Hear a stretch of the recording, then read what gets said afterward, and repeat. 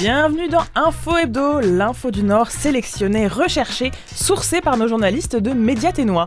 Chaque semaine, ils vous expliquent les sujets qui ont fait l'actualité.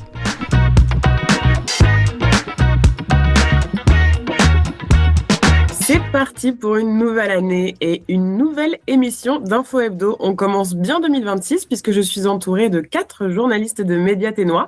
En ordre alphabétique, Nelly Guidici, Denis Laure, Cristiano Pereira et Élodie Roy. Bonjour à tous les 4 et surtout, comme il est de coutume, bonne année. Bonne année. Bonne année. Bonjour et bonne année. Alors, au programme de cet épisode d'Info Hebdo version 2026, un retour nostalgique direction feu 2025 pour se rappeler de quelques sujets qui ont marqué nos journalistes, un détour bien actuel sur l'examen de la loi sur le fonds du patrimoine des TNO, et pour finir, un recueil de témoignages d'espoir et de crainte de Ténoises et de Ténois. Cristiano, tu as choisi de revenir sur 2 articles, 2 thématiques sur lesquelles tu as travaillé en 2025. Alors, le premier, c'est un portrait, celui de Karl. Alors, qui est-il et dans quel contexte tu as fait sa rencontre? Oui, Karl, je l'ai rencontré en été ici à Yellowknife, il y a 29 ans. Et c'était une des personnes qui vivait dans le campement des tentes installé tout près du centre-ville de Yellowknife, à côté du musée France de Galles, et pas loin de l'Assemblée en fait. Donc, on s'est rencontrés, on a un peu parlé. Il m'a raconté que voilà, il a perdu ses 2 parents, il a été expulsé de sa maison familiale il y a 2 ans, après une période d'errance sur le canapé. Il a fini par construire son propre abri sur une bâche, sur un arbre. Je me souviens qu'il parlait très doucement, sans colère, mais avec une fatigue immense et surtout avec une idée très forte que c'est survivre un jour à la fois. Et alors, qu'est-ce qui t'a justement le plus marqué, outre cette phrase, le plus marqué dans son témoignage? Oui, c'est intéressant parce que après que je l'ai rencontré, après qu'on s'est parlé, j'ai resté à penser à ça. Et ce qui frappe, c'est un peu l'absence totale de plantes. Karl, il demandait presque rien. Il demandait de l'eau, il demandait un peu de nourriture et un peu de respect. Il m'a dit qu'il pensait souvent à sa fille qui a été prise en charge par les services sociaux. Et il garde, voilà, malgré tout, l'espoir de retourner à l'école un jour. Oui. Et donc, son quotidien, c'était un peu la faim, les moustiques, l'attente, mais aussi une certaine paix d'être à l'écart du monde. Et quand je lui ai demandé s'il voulait laisser un message aux dirigeants, aux politiciens, à ceux qui prennent les décisions importantes, son message était simple et quand même un peu bouleversant. Il a simplement dit: passez une journée dans notre peuple et vous allez voir ce qu'on a perdu et aidez-nous à nous reconstruire. C'est ça qu'il a dit. Et tu avais également rencontré l'avocat qui représentait ces personnes itinérantes. Qu'est-ce qu'il t'avait dit à cette époque? Oui, l'avocat, monsieur Adorien, il a rappelé une chose essentielle, que c'est vivre sous une tente ne fait pas disparaître la dignité ni les droits.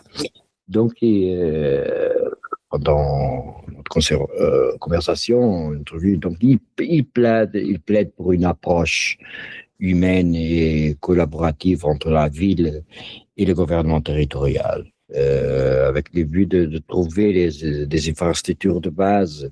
On parle de eau, toilettes, des poubelles, de sécurité pour les feux.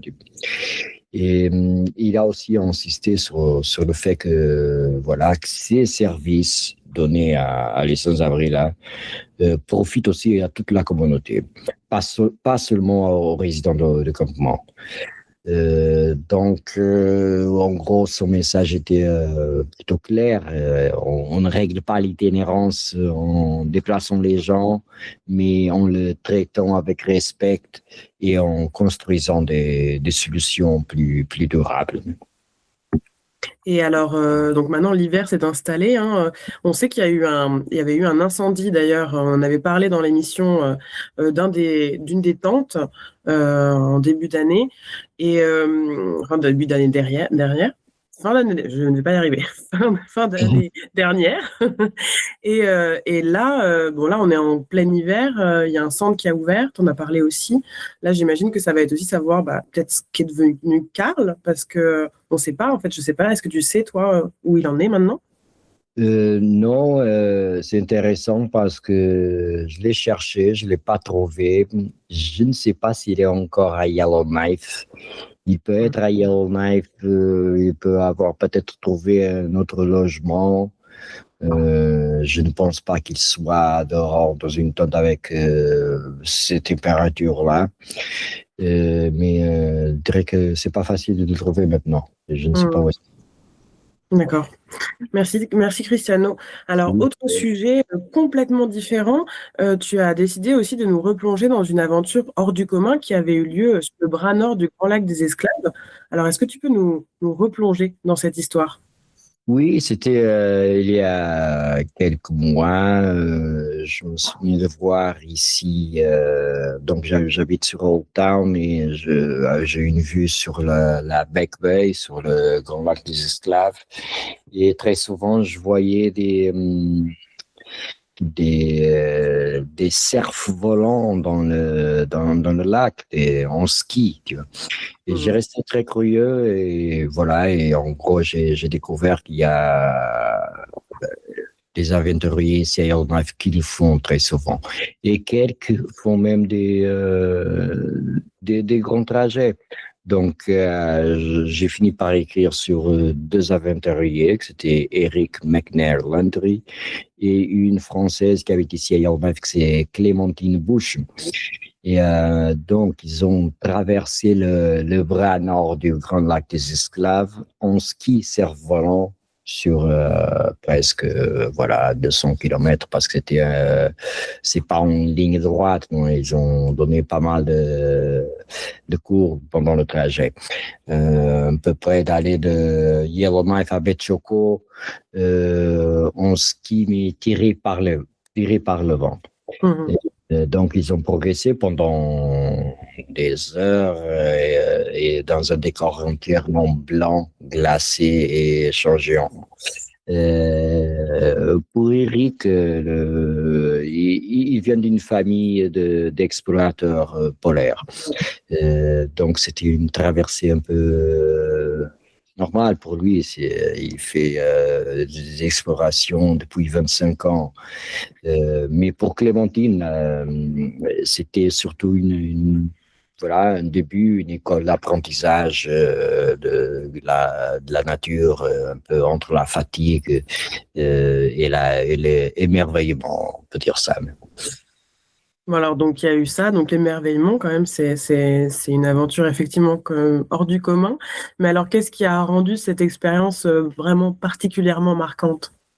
Oui, moi j'étais surtout aussi intéressé au lieu. Donc, le bras nord du Grand Lac des Esclaves est une immense étendue gelée, très exposée au vent et un peu imprévisible aussi. Et après, c'était le duo. Eric, il m'a dit qu'il a déjà parcouru plus de 20 000 kilomètres sur la glace, en Groenland, en Antarctique, voilà. Et il voulait transmettre un peu son expérience à Clémentine qui est en train de débuter dans cette activité. Donc, j'ai senti un peu que j'ai assisté un peu à genre un passage de savoir sur le terrain dans des conditions parfois très incertaines, notamment quand le vent tombe et qu'ils se retrouvent à 30 ou 40 kilomètres de la ville sans savoir quand s'ils pourront rentrer facilement. Et voilà, et c'était un peu ça même. Et alors, au-delà de cette passation de savoir, cette performance sportive, qu'est-ce que cette aventure raconte finalement? Oui, je dirais qu'une relation très intime entre la nature et l'incertitude. Euh, le ski cerf-volant est décrit un peu comme un sport de stratégie et de humilité. Et il faut savoir lire le vent, la neige, la glace, et donc adapter ses choix en permanence. Je me souviens pendant l'entrevue, j'ai compris un peu que pour eux, c'est une mélange d'efforts, de jeu, de liberté et de vulnérabilité aussi. On part sans jamais être sûr de ce qui va passer, et c'est précisément ça que rend l'expérience aussi forte et aussi humaine.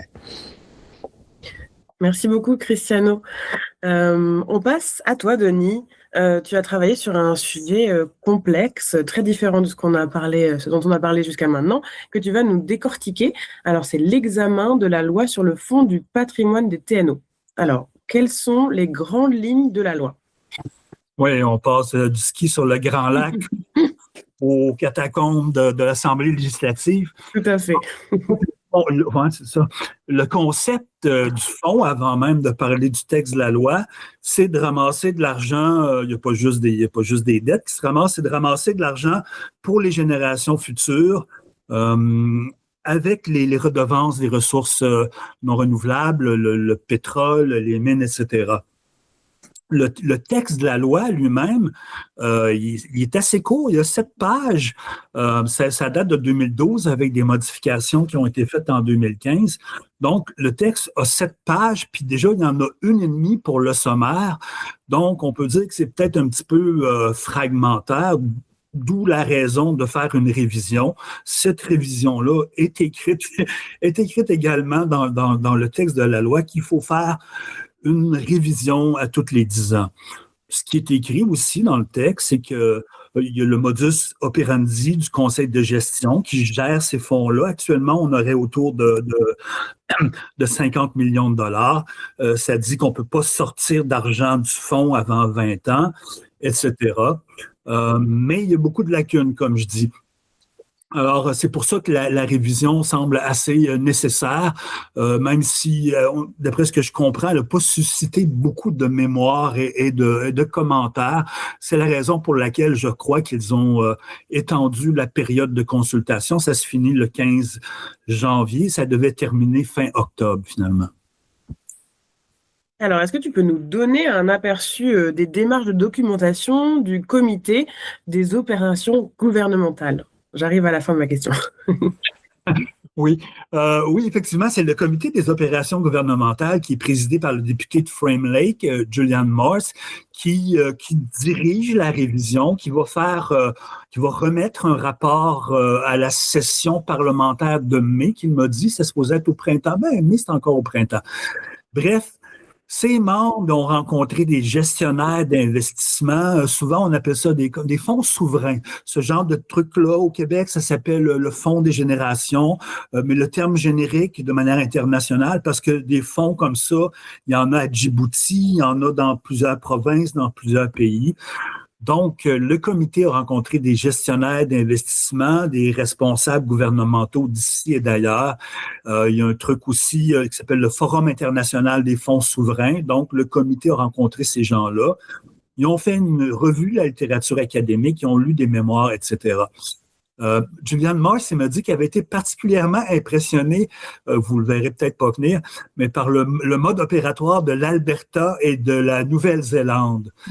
La Nouvelle-Zélande, qui n'est pas un des plus gros pays du monde, d'après ce que je comprends, apparemment a un des plus gros fonds au monde et qui est réputé être un des mieux gérés aussi. Pour revenir à ce qui est des mémoires qui auraient été déposées par des gens plus spécifiquement des TNO, j'ai seulement eu accès à ça c'est intéressant quand même, celui du Club d'études sociales de l'école John Franklin et à celui d'Alternative Nord, qui est une espèce d'organisme de coalition axé sur la justice sociale. Donc, le club des jeunes, le club d'études sociales de John Franklin, c'est des gens de 14 à 18 ans. Et eux, ce qu'ils ont fait, c'est qu'ils ont fait circuler un formulaire dans leur école pour que les étudiants, parce que c'est eux autres qui sont visés finalement par ce fonds du patrimoine-là, disent à quoi l'argent devrait être dépensé quand il va être disponible en 2033. Ça a été leur axe de recherche, l'axe de leur mémoire. Finalement, ils ont voté majoritairement pour des choses qui sont déjà importantes aujourd'hui. Donc, ce qu'ils veulent que cet argent-là soit dépensé en 2033, dans l'ordre, c'est le logement, les soins de santé, les services financiers pour les étudiants et les investissements dans la gestion des feux de forêt. Évidemment, le rapport d'Alternative North est plus élaboré. Eux autres ont commencé à travailler sur cette loi-là avant même qu'elle soit passée. En 2006, déjà, ils travaillaient sur le sujet avec l'Institut Pembina, qui est spécialisé dans les politiques énergétiques. Mais alors, si en gros, on va dire, quelles sont ces recommandations là, d'Alternative Nord, si tu pouvais un peu nous expliquer? Oui, ils font les recommandations, mais ils touchent aussi à ce qui doit alimenter ces fonds-là, donc les mines et le pétrole. Par exemple, ils disent que le territoire du Nord-Ouest vend leurs ressources non renouvelables à plus bas prix, donc, je disais, que n'importe quelle autre juridiction dans le monde. Donc, pour que ce fonds-là, pour que la loi soit meilleure, il faut qu'il y ait d'autres lois. Il y a un effet domino, il faut qu'il y ait d'autres lois qui soient ajustées. Si on en revient à leurs recommandations plus spécifiquement, ils recommandent que les redevances, justement, et l'impôt sur les revenus des mines et du pétrole soient ajustés, qu'au moins 50% de ces revenus-là soient investis dans le fonds du patrimoine et que ce soit inscrit dans la loi, pas à la discrétion du cabinet comme c'est le cas actuellement. Ils revendiquent aussi plus de transparence, d'imputabilité, notamment avec la création d'un organisme de surveillance indépendant. Monsieur Morse m'a dit que le rapport de l'Alternative North était très solide, mais il n'a pas voulu s'avancer sur dire qu'est-ce qui en serait retenu quand le comité des opérations gouvernementales va déposer son rapport à l'Assemblée législative en mai. Et voilà. Merci, Denis. Alors, on peut évidemment retrouver tous tes sujets agrémentés d'interviews dans ton émission Territoire d'info, à retrouver sur notre site internet mediatenois.ca et sur toutes les plateformes d'écoute. Nelly, à toi, tu as choisi de nous parler de 2 expéditions qui ont lieu en 2025. Alors, dis-nous tout. Déjà, pourquoi tu as choisi de parler de ces 2 expéditions et pourquoi elles sont si remarquables? Alors, j'ai essayé de me concentrer sur des nouvelles positives, ou en tout cas des premières ou des avancées majeures. Et ces 2 expéditions canadiennes en Arctique et en Antarctique sont véritablement des premières en fait. Alors je ne sais pas si vous vous souvenez, mais au mois de mai 2025, une expédition scientifique donc canadienne était dans le très haut Arctique canadien sur une calotte glaciaire proche de la station d'Eureka. Et pour la toute première fois, cette équipe a réussi à sortir une carotte de glace à une profondeur de 613 mètres. Et ça, c'est une première. C'est vraiment la carotte de glace qui vient vraiment des profondeurs. De la glace du Nord. C'est la première et la plus profonde jamais forée sur le continent américain. Et du coup, c'était quand même un événement remarquable parce que plus on va profondément dans la glace et plus on peut accéder à des archives, je dirais, qui sont dans la glace, la mémoire de la glace dans le passé. Donc, cette carotte de glace est vraiment précieuse et elle va probablement, bon, on n'a pas encore les résultats, mais probablement permettre de comprendre le climat arctique, la variabilité des océans du passé il y a plus de 10 000 ans. Donc ça, c'était une première expédition dont je voulais reparler cette semaine. Et la deuxième, qui est aussi remarquable, c'est la toute première expédition 100% canadienne en Antarctique. C'est une collaboration entre des universités, plusieurs ministères du gouvernement fédéral et la Marine royale canadienne qui s'est rendue entre février et mars 2025 en Antarctique pour étudier les glaciers, en fait, parce que même si le réchauffement climatique touche les glaciers de l'Antarctique, ces glaciers-là sont touchés de façon un peu moins virulente, un peu moins drastique, et les glaciers de l'Antarctique ressemblent aux glaciers de l'Arctique d'il y a plusieurs milliers d'années, en fait. Donc, l'Antarctique a un intérêt pour nos chercheurs scientifiques canadiens, puisqu'ils leur permettent de voir à quoi ressemblait l'Arctique dans le passé et essayer de faire des prévisions sur le climat, l'océanographie, la géologie. Et cette expédition avait plusieurs sujets de recherche et ils se sont aussi intéressés aux contaminants, en fait, qui voyagent dans les océans. Donc, j'ai trouvé ces deux expéditions vraiment inspirantes, en fait, puisque le Canada, quand même, fait des avancées majeures dans l'Arctique canadien et puis, bon, en Antarctique aussi. Et puis, surtout, ça pave le chemin pour d'autres expéditions. L'expédition en Antarctique qui était dirigée par Thomas James a été tellement positive, que ce soit au niveau de la collecte des données, des échantillons, mais aussi la collaboration, il m'a dit, avec la Marine royale canadienne qui s'occupait de la logistique et c'était un bateau, ils étaient sur l'un des bateaux de cette Marine royale. La collaboration était tellement positive que lui souhaite vraiment que d'autres expéditions soient mises en place dans le futur, toujours en collaboration avec la Marine royale canadienne pour continuer de collecter des échantillons et des données et continuer d'essayer de comprendre et de comprendre les effets du réchauffement climatique sur le climat, mais aussi les changements à prévoir pour les communautés de l'Arctique canadien. Et alors, je pense que tu l'as déjà dit, mais on n'a pas encore les premiers résultats d'analyse de la carotte de glace. Non, ni la carotte de glace, ni vraiment les résultats de cette expédition en Antarctique. Alors, il faut savoir que déjà, rapatrier des échantillons, que ce soit dans le haut Arctique ou en Antarctique, ça prend énormément de temps. Ils voyagent pas forcément avec les scientifiques qui les ont récoltés. Du coup, ça prend du temps. Les scientifiques, eux, ils peuvent rentrer avant que leurs échantillons, en fait, soient rapatriés. Puis, une fois qu'ils sont rapatriés à un port, ou à un aéroport, il faut qu'ils se rendent dans les universités de ces scientifiques qui sont en Alberta, qui sont au Manitoba. Donc là, il y a aussi de la logistique qui rentre en compte. Et une fois que ces échantillons sont dans les laboratoires des universités, il y a tout le travail d'analyse qui débute. Et ça prend plusieurs mois aussi. Une fois qu'un rapport est écrit, il faut qu'il soit validé, il faut qu'il soit relu par des pairs. Et puis la diffusion auprès du public se fait pas immédiatement. Donc, tout ça, c'est pour vous rassurer et vous dire que je continue de suivre ce dossier, que j'en parlerai probablement en 2026. Beaucoup de projets en 2026 et il me semble avoir cru comprendre que tu allais t'attaquer à un sujet qui occupe beaucoup de gens dans le monde entier, c'est-à-dire le Groenland la semaine prochaine. Oui, exactement. Alors, je suis toujours sur ce dossier-là, le Groenland. Alors, c'est pas nouveau, j'en ai parlé il y a un an à peu près, puisque le Groenland était déjà au centre des discussions et des déclarations tonitruantes du président Trump. Donc là, je travaille sur le Groenland, ce à quoi il faut s'attendre, quel est le vrai du faux des déclarations de l'administration américaine et surtout qu'est-ce que ça peut dire ou signifier pour le Canada. Un décryptage important pour ce début 2026, je pense. Merci beaucoup, Nelly. Merci. Alors, on termine cette première émission de l'année avec toi, Élodie. Tu as été à la rencontre des habitantes et des habitants de Yellowknife pour connaître leurs espoirs, leurs craintes pour 2026. Alors, qu'est-ce qui t'a déjà le plus marqué en recueillant ces souhaits ?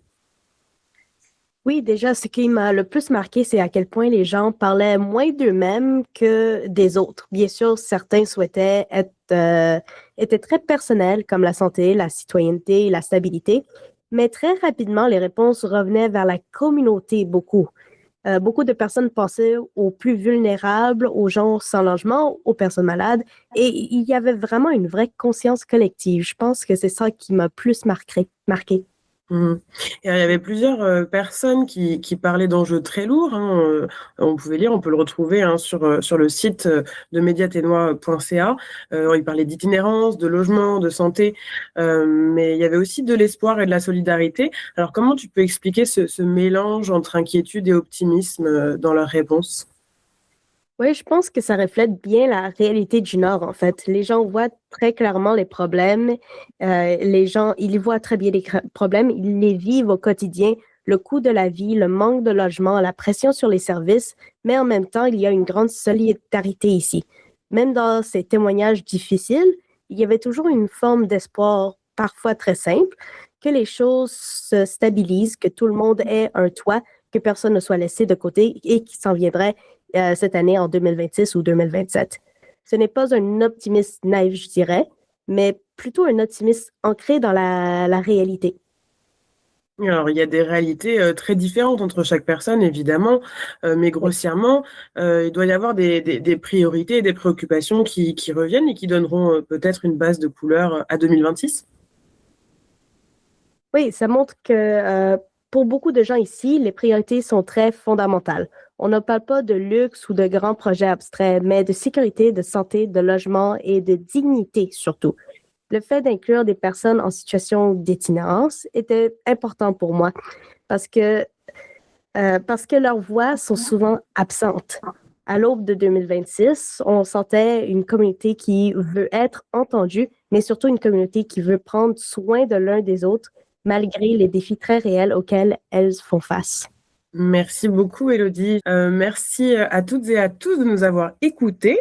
On se retrouve évidemment la semaine prochaine pour une toute nouvelle émission d'Info Hebdo. Et d'ici là, bonne année tout le monde. Bonne année! Bonne année! Vous pouvez retrouver les articles au complet et bien d'autres en accès libre directement sur notre site internet à l'adresse mediatenois.ca. Le fil d'actualité est mis à jour quotidiennement. Pour ne rien louper, n'hésitez surtout pas à vous inscrire également sur notre site à notre infolettre pour recevoir votre journal chaque vendredi dans votre boîte courriel. Et vous pouvez aussi nous suivre sur les réseaux sociaux, sur Facebook, cherchez Fil Info Ténois, et sur X, Blue Sky et YouTube, cherchez Mediatenois.